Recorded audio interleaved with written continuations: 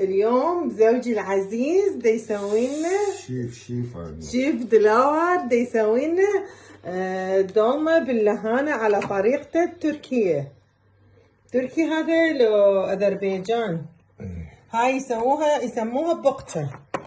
زين حبايب قلبي، وما يخلينا أي شي نشتغل وياه، فما أعرف شلون. تعالوا فهموني ويا الشيف دلاور. حبايب قلبي، ما يقبل نمد يدنا. زين نقول اني اسوي لكم، ما اعرف على هاي طريقه دا يسوي، فاحنا حنسوي له بس الفلفل والطماطه. وشي طراد براسو او قوتي عينم قاچب براسو، ما اعرف انتو شو يسموها، يعني البطن مال الخروف. قلنا له الطماطة حفرناها ونظفنا السلق وغسلنا بهاي العضود زين مال السلق، بس يقول انتو لا تلفون، انتو تفرجوا علي.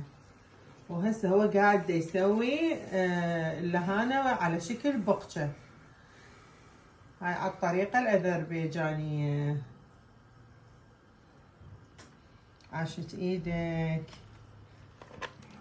شيف، دستة خوش بيه. ما قبل نلف السلق وقعد هو يلف السلق. شوفوا يابش بينا احنا ما نعرف. قال لا، اليوم الدولمة علي.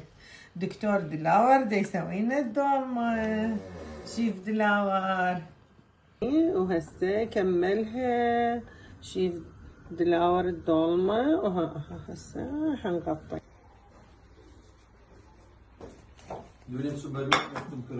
اسكت رأي. وهسه قلب الدولمة دلاور خلصت. عاشت ايدك شيف دلاور، شكرا جزيلا. اني بس اخلي لها الحامض. شوفوا الشيف دلاور شلون سوالنا الدولمة. ايدك هاي على الطريقة الأذربيجانية. نشكرك.